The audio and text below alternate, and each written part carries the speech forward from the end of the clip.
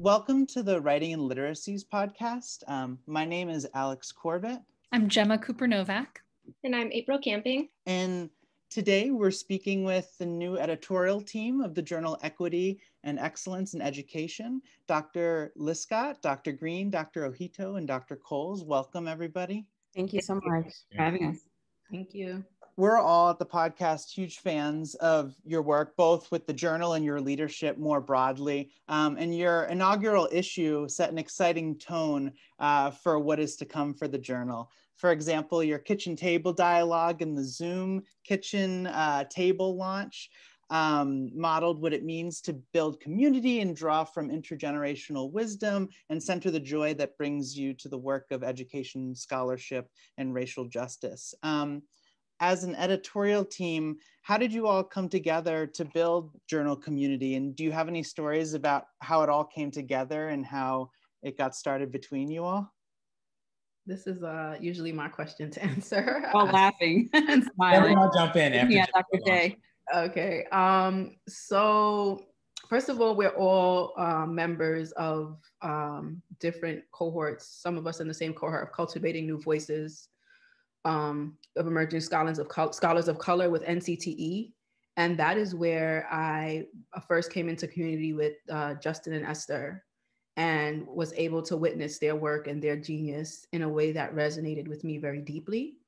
Upon coming to UMass, because Keisha had been a part of previous cohorts, people were just in my ear, like, Keisha Green is there, Keisha Green is there. I'm like, all right, I get you, I got you. And I've of course been familiar with Keisha's work and inspired by it as well. And then, when I did get a chance to reach out, it was kind of like the rest was history. And I would say that, like, I love that you asked the question, like, as friends. I like that you put that first, because it was very much a spirit-led, more of like a friendship, kinship kind of bond that led me to say, hey, Justin, hey, Esther, hey, Keisha, would you all like to collaborate on this endeavor? Because I know that as individuals, you are committed to shifting the culture of the field in a certain way. I'm personally inspired by your work and how you walk through the world and how that's actualized. And I just feel a calling, like I just feel something that is, I think in our African diasporic consciousness, there is something deeper than just what's material and what's always obvious.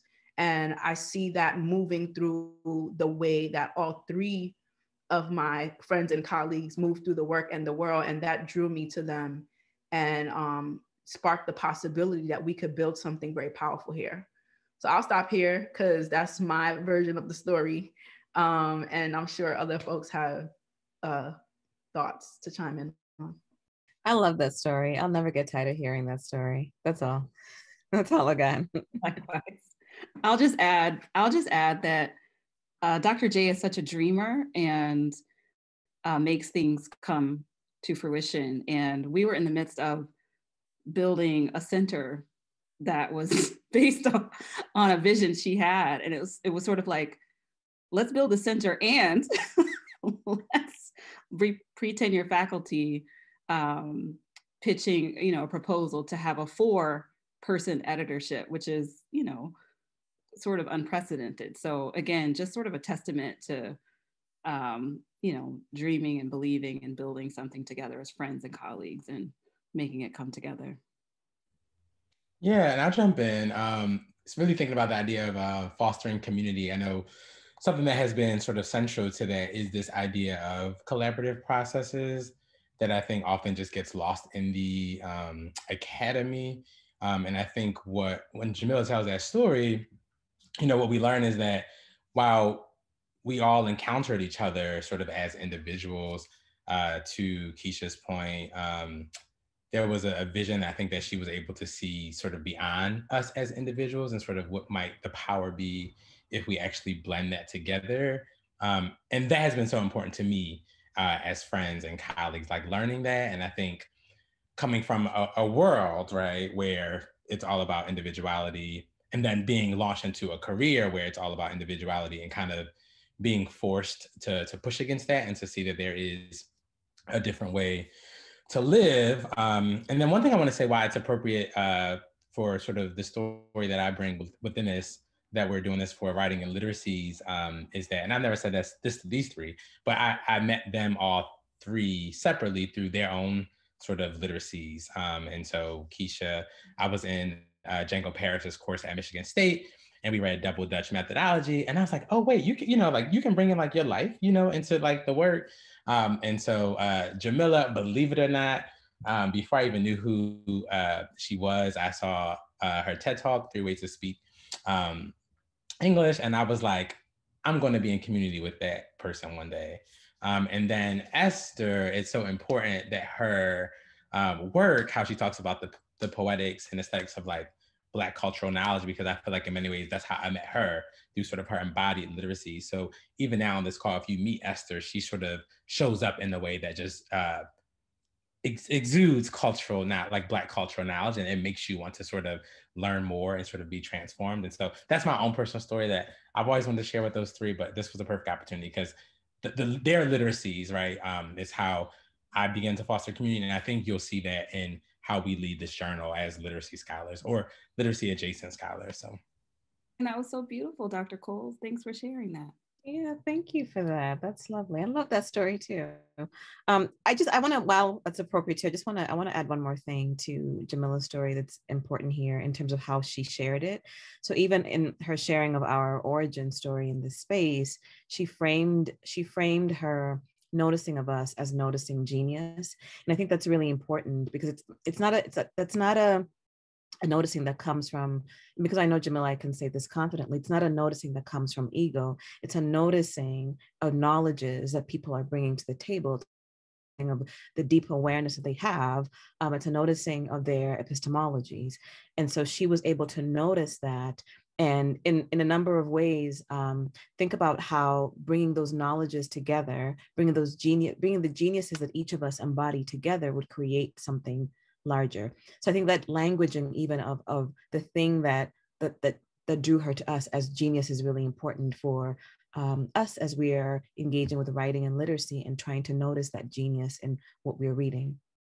As editors, as you kind of extend the friendship and the family and engage in these kitchen table conversations with other scholars and folks who have maybe shaped your thinking, have there been any stories behind that process or moments where you all come together and you're like, oh my God, this is, amazing, or kind of a dream? I think those moments, the oh my God moments, come up every week when we meet in various ways. I think that one particular oh my goodness moment was around our development of the aims and scope. So, that process of thinking about the vision, going from knowing that we were holding something delicate and important, and we were holding a seed of something. Each of us were holding, our hands together were holding this seed and trying to figure out what we would need to do, how we would need to plant that seed and nurture it and grow it, how we would need to language what it is that seed held into an aims and scope. That was a really interesting process. But when we arrived, and not a linear process, but when we arrived at the end of it with the aims and scope, I know for me, my reaction to reading the actual aims and scope with Jamila, she was the person who pulled the different pieces together. Quite fitting, actually. Now I'm realizing that in this moment, as she's the person who sort of holds our origin story. So she was the person who pulled together our words, the words that we had, the different perspectives we had, and that we offered to the aims and scope. But reading that document and seeing how it came together was definitely for me, wow, there's something here that's happening, that's really powerful, that's embedded within these words. I would say for me, two moments. Well, the launch event, that was just such a huge moment, to see everything be actualized, to see the possibilities of how this vision might walk through the world, and to have people show up and break form in a way that we want to epitomize in everything that we do. And then to hear how people experience that breaking of form as almost like finding a space of home and comfort and refuge in an academy that otherwise doesn't allow for us to feel at home in these ways. That was very powerful for me, and I believe for us collectively. And then the second thing is that Dr. Dillard invited us to her course to speak to her grad students. And again, the things that cohere us and the things that draw us together are bigger than us. And so somebody like Dr. Dillard, the way that she exists and the way she has had her hands in our lives, either directly or indirectly, represents what it means to be a part of a legacy, what it means to be a part of a lineage, what it means to be a part of the collectivity of this work. And so being in that space with her and naming for the students some of this, like how we came together and what we're thinking, like something about that, because I said to the students, picking up on what Dr. Gloria Ladson-Billings said in the launch, that there's a difference between the job and the work. And sometimes it feels like the job can threaten the work, right? And so we be in the job sometimes and don't always have time to articulate and feel into the work and name it. So being in that space was very powerful for me, because it kind of called me back to the work of it all, even though we are, we have the task of the job in our everyday lives. I guess that leads to the next question, which is what is the work of the journal? What's your vision for the journal and for what comes beyond it? Meaning what the future of education and scholarship might look like? I think I can jump in, and I'll start in a way that I think will invite the others to kind of join. I think when you think about where we're going, and Esther talking about the new aims and scope, I think the vision is rooted in I think for us, we wouldn't consider it radical, but maybe other people would, but it's this idea that the knowledge that we actually think we want to know actually does not live inside the academy, like at all. We just all happen to have gone through these, schooling spaces, and we've learned how to say things like very pretty, and to investigate the literatures, and really just to do what people are doing across the world in very organic ways and natural ways, but without sort of putting perhaps a pretty bow on it. And so I think that's really, at least when I think about our overarching vision, is really that: how do we reframe what matters, right? Who matters in terms of speaking up, and sort of leveraging that, or sort of centering it in ways that sort of help to transform. And I think speaking from my own politics, particularly about schools and education now, about sort of the limits of the institutions that are sort of just entrenched or sort of embedded with racism, sexism, capitalism, heteropatriarchy, everything, right?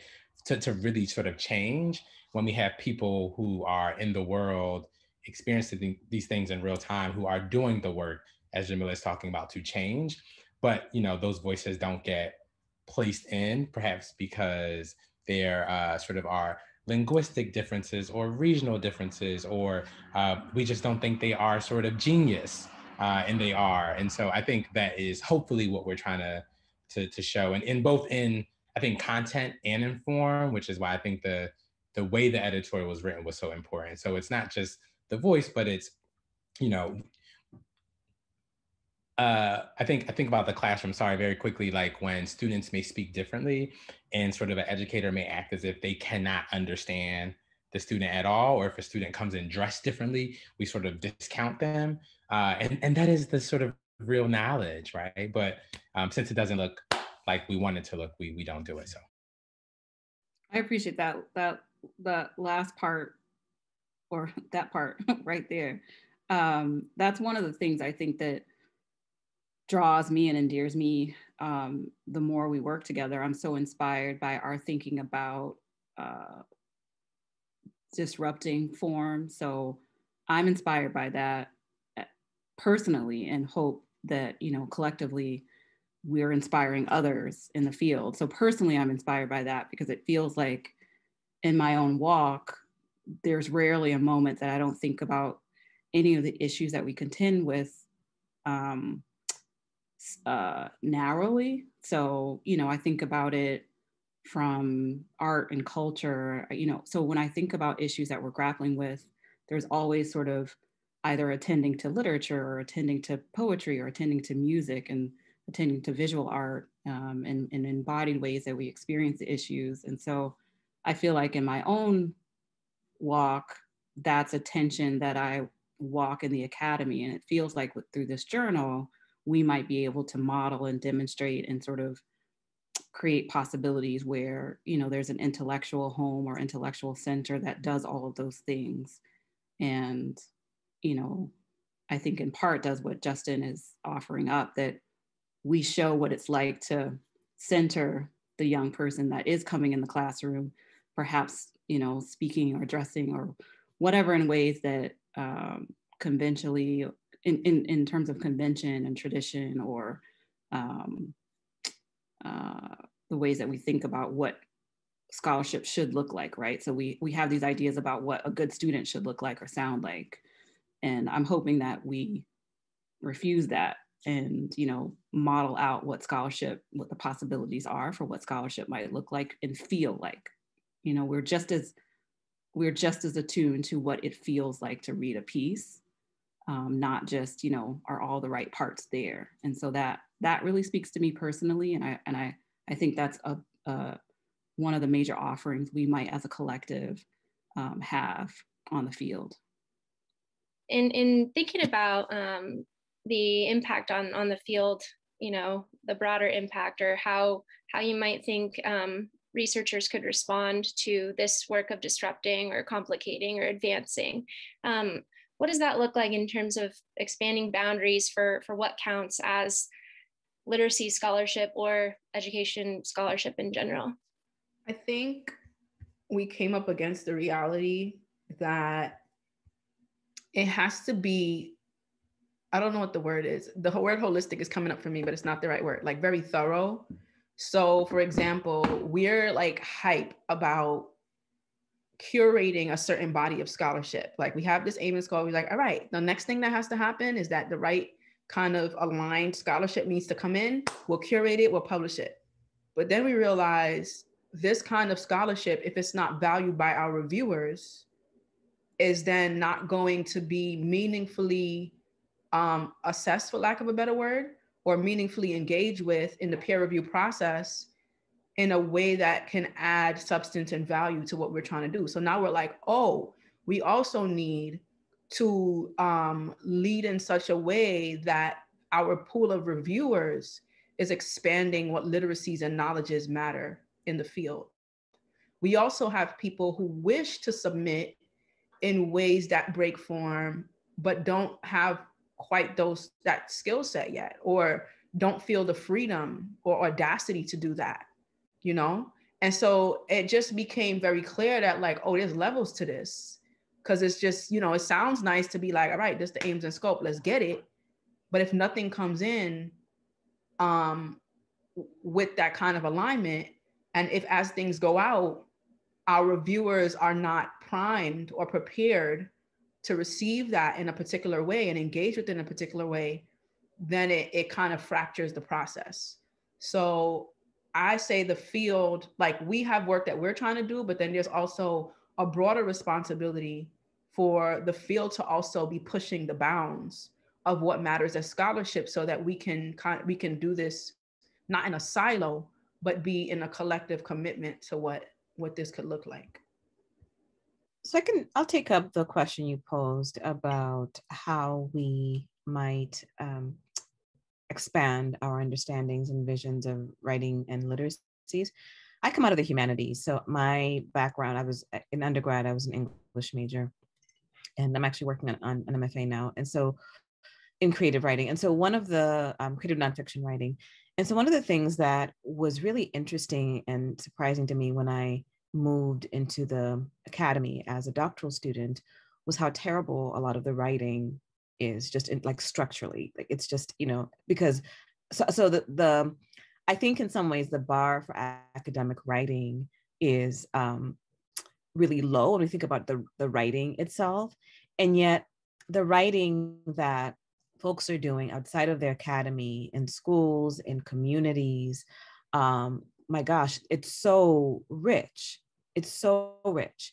And so it's interesting to me that we don't draw more explicitly on that, and that even in courses that we teach in the academy that take up writing and literacies, we don't necessarily start from the place of thinking about the craft of writing itself and reading people who talk about writing to try to understand what writing itself is. So reading what Baldwin has to say about writing, what Morrison has to say about writing, because that to me is in many ways a place where we need to orient ourselves so that we understand the thing itself that we're trying to deconstruct, right? So it's hard to break form when you don't fully understand the form, or you only understand the form as one thing.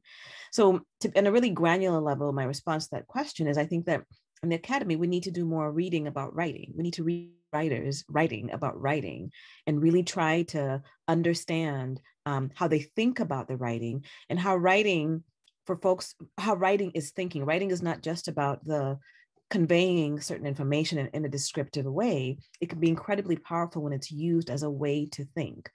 So yes, I would just say that the place to start, again, at a very granular level, is reading more, like reading outside of our comfort zone. So as much as I love, I love Toni Morrison, I love writers, I also read people like Maggie Nelson and Leslie Jameson who break form.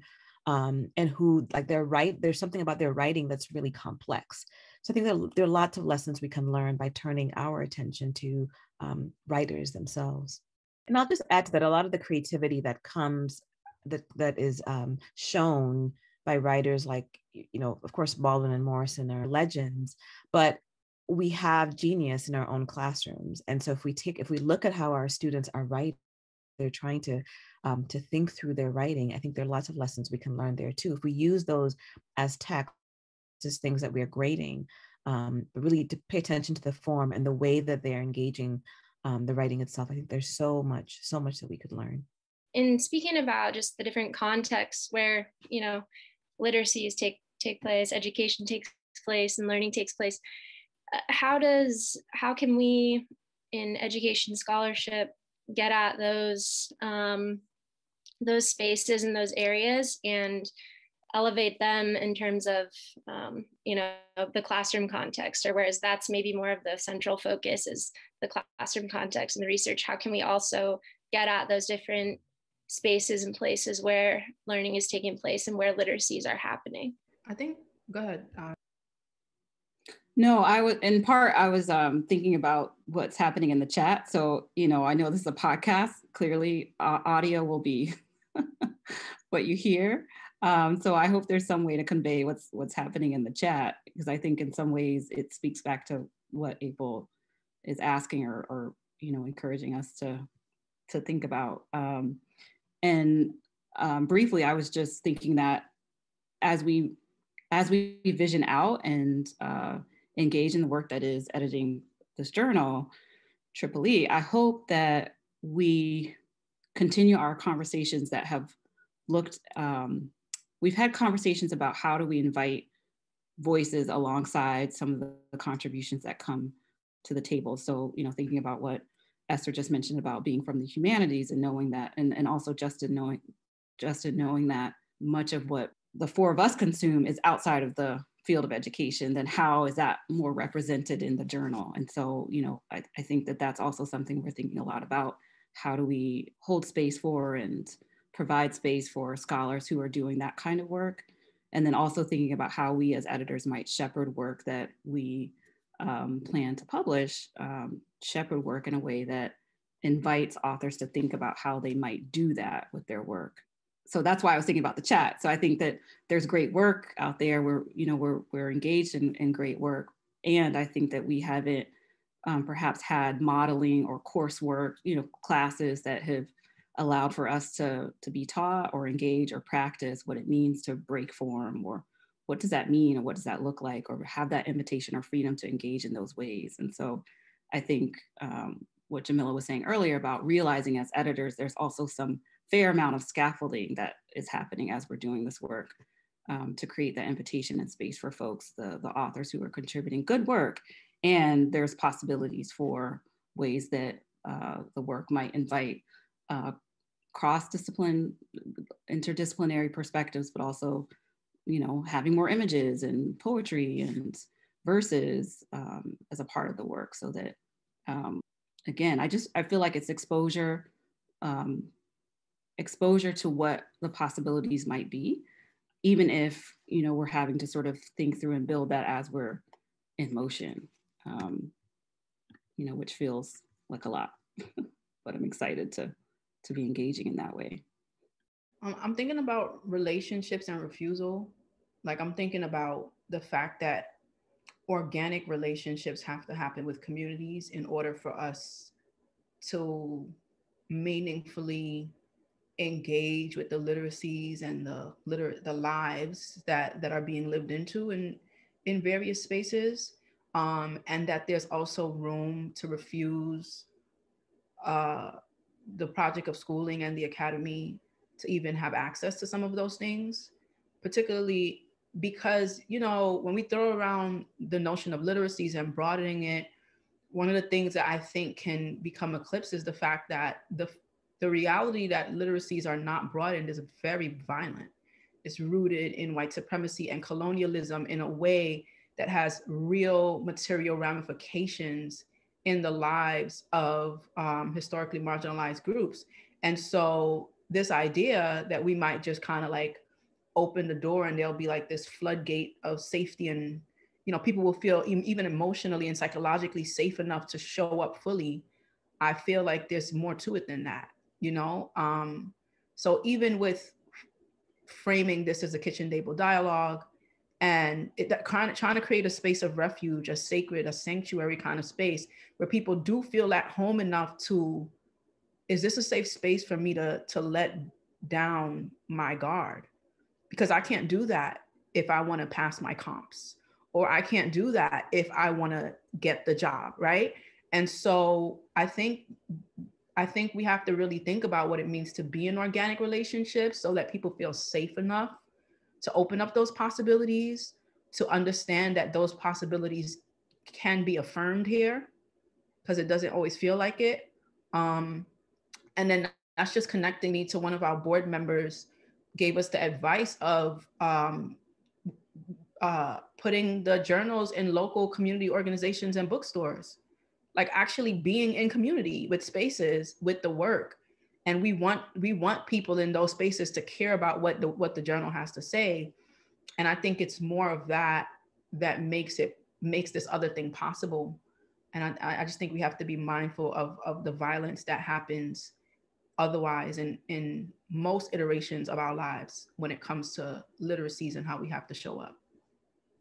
I just want to jump in quickly because when everyone was talking and thinking about the work that we're doing, I keep thinking about this idea of like reclaiming or reclamation. So I'm of the belief that, you know, being in a world naturally that we are all sort of creative people, and sort of that creativity is what fuels our sort of understandings of the world and like our literacies. And so sort of thinking about David Kirkland and this idea that sort of the substance of Black life is like Black textualities, like sort of how we document our lives and sort of share that documentation with the world.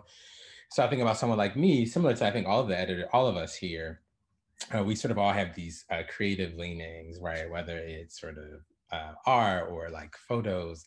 I think all of us are like obsessed with sort of photos and things. And that's something that I've always had. And I went to the academy and there wasn't really a way for me to sort of fuse those. And so in grad school, I just started submitting papers with pictures. And I think to this point about reclamation and trust that Jamila's talking about, like we had to demonstrate that in our editorial to let people know that this is sort of a space to do that. Because I think often what happens is people will say something, but then that doesn't translate. And so I think one of our responsibilities is going to be to keep doing that and to keep showing that, hey, even this is a process for us of how do we sort of take back who we are, and sort of the ways that we document and sort of historicize our textualities. And so if we think about our first editorial, I think it was so important as we were trying to name this stuff that we sort of all sort of reached back and sort of showed those sort of younger selves that did have that core sort of passion, and sort of that just natural literacy, sort of leaning inclinations to put out into the world. And sort of how do we not even do a tug and pull with journals or sort of scholarship, but like completely cut the rope and just say, hey, I'm doing this because I can, and this is my life. And sort of I want to. So I think that is something I'm thinking about in terms of this, just reclaiming that and sort of really inviting scholars to do that work. But as everyone has mentioned, it's hard, right? I think it's scary. Will it get published? Will people cite it? You know, all these things that we have to think about. Another good transition. So I'm just going to jump it forward. What advice do you have for new scholars and new educators? I think I'm going to answer that question by connecting to the points that Justin and Jamila just made, which I think are really, really excellent points, and that I neglected in mentioning that, you know, I think that a lot of academic writing is just not good writing. I think that the academic writing is, the structure of academic writing doesn't allow for it to be good writing. And I think that what Jamila and Justin pointed out is that people are responding to that structure, that people aren't inherently quote unquote, and we're not doing binaries here, but quote unquote bad writers, but actually they're responding to a form that says this is how you need to constrain yourself in this way. So I think that's I want to just offer that up. And so much of what they shared is resonating with me. When I went into grad school, it was really difficult to write because the writing, the way I needed to write to get a certain grade or to get a paper into whatever journal didn't align with who I knew myself to be as a writer. And so, you know, I adapted because that's what we do. We adapt to survive. But I think that's also why people say things. I often hear people say things in the academy like, I don't like writing. And I don't know that it's so much that we don't like writing as we don't like the type of writing that we have to do or that we're expected to do in this space. And, you know, I've also heard people say in the context of the academy, writing is scary, right? And again, I don't necessarily think that it's writing itself, the act itself of writing that is scary, but the fear comes from the knowledge that what you produce from a space of vulnerability, from a space of openness, may not only not be received, it may be shunned. And so what I would say to emerging academics, and, you know, I mean, we're mostly, not all of us here, but mostly junior scholars, but what I would say to emerging scholars is to really lean into that fear that you can't actually do, as with anything else in life. If you are constrained by that fear, or if that fear is the thing that's driving you, then you're limited. You're already limited in what you're able to produce. So what I would say is lean into that fear and distinguish between the writing that you have to do and the writing that you want to do. And as you look for spaces to do the writing that you want, or to bring those things together, but it's okay to have that delineation and recognize that writing that you have to do to get a pub on your CV or whatever the case may be doesn't define you as a writer, that your identity as a writer far exceeds what it is that you have to do in a particular space, and is actually much more complex because your identity as a human being is complex. I want to jump in really quickly because it's, I think, directly connected to Esther's point about fear, and advice that I've been sort of taking a lot lately. So, you know, rightfully so, of course, the world that we live in can be critical, which is important because you're putting out ideas that can influence sort of and shape the ways people think. But I think with that, on this idea of leaning into fear is being okay sort of with where you are and the knowledge that you possess, and knowing that like it'll only continue to grow, but still sort of getting your work out there, getting your writing out there to different outlets and sort of receiving that feedback so that you can understand how to get better. I used to always just like dislike, and it was so weird when I was a younger graduate student, and all of these people who I knew were just brilliant, beautiful scholars. There was one line, and I'm sure all of you have heard it. Oh, I hate my dissertation. It's the worst writing I've ever done. It's just like a thing. And I never really got it until I realized it's not that they're saying, to Esther's point, that it was like bad or like it was destructive and violent, but like, oh no, like they are now just a better writer. They've read more now than they did at that point, and they sort of try new ideas, and so they look back at that as a sort of a piece that they don't want to return to. And so I think similarly, the whole career probably won't be like this, but like when you're putting out articles or book proposals or grant writing, like be okay, right? That is where you are in that moment, and don't let that stop you from continuing. And yes, people will come back, and you will come back and look at your ideas and say, wow, this argument was completely incomplete. But like then you write new things, right? And you build on that. But I think that's something, the space where I'm at, and just understanding that this is a continual pursuit of knowledge. And just to wrap it back into why our editorship for me has been so important, having sort of, I hate this, it's an academic word, but this sort of member checking where, I'm not editing this journal alone. This is a collaborative process. So there are other people who can hold me accountable and say, this is good, but like, how can you think about this a little bit differently? And sort of, I think similar with our writing, like, don't just be out here just submitting things blindly without having people sort of check and sort of pour into you and you pour into them. So. Justin just made me think about being a doctoral student at Emory, and there was such a strong sense of cohorts there, and it felt like family, but it was the kind of family that you might hear when you read work about teachers being a warm demander, like Black teachers being warm demanders who love students and have high expectations. And so it feels like one of the pieces I'd like to offer up is try to find a crew that loves on you and dotes on you and, provides a space to exhale during, what can be a really hard, grueling, complicated time, at least for many folks engaging in graduate studies at whatever point in life can be, really challenging. And so then you add this layer of writing in a form that's constraining.